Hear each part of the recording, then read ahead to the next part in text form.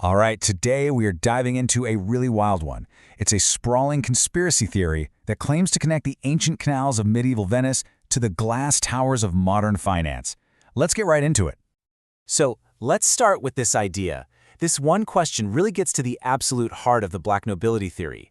It's this suggestion that behind the curtain of history we all know, there's a hidden dynasty of oligarchs that has been pulling the strings for centuries. So what is the big claim here? It's the idea that there's this secret network of ancient aristocratic families and that they are the ones secretly steering the entire global financial system. According to this story, the term black nobility points specifically to these super powerful merchant and banking families from the Italian city-states, Venice and Genoa. The theory goes that they use their unbelievable wealth from trade to just seize political control, turning their cities into what was basically their own private corporation.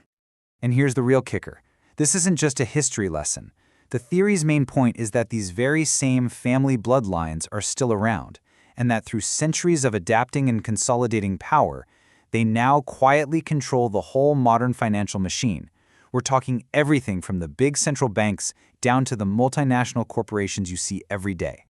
To really get a grip on this theory, you have to go back to the beginning.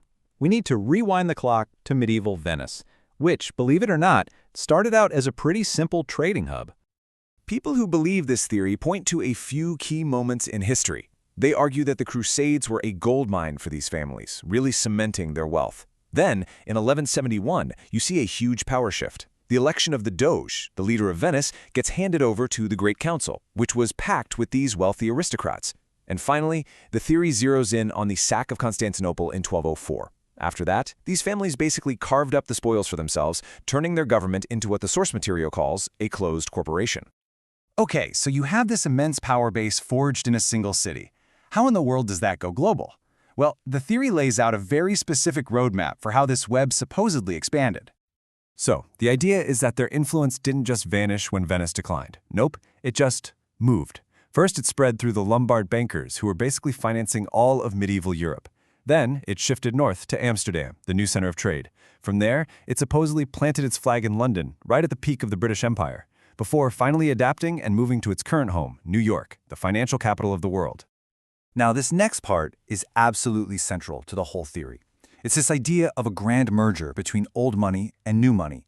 The theory argues that these ancient Venetian families, with their titles and their lineage, strategically married into the new, emerging banking dynasties who had all the cash, families like the Rothschilds and the Rockefellers. And the result? A secret ruling class that had it all, the old world legitimacy and the new world financial power. So how would a group like this actually maintain control? What are the tools in their toolbox? The narrative points to a few things. It claims they create massive government debt by funding both sides of wars, that they set up powerful secretive groups and think tanks like the Bilderberg Group, that they pull their money into these massive funds called fundi to get what they want on a global scale. And finally, that they influence the big global institutions that write the rules for international finance. Okay, let's hit pause for a second. It is absolutely crucial right now that we separate the documented, verifiable history from the more speculative claims of the theory.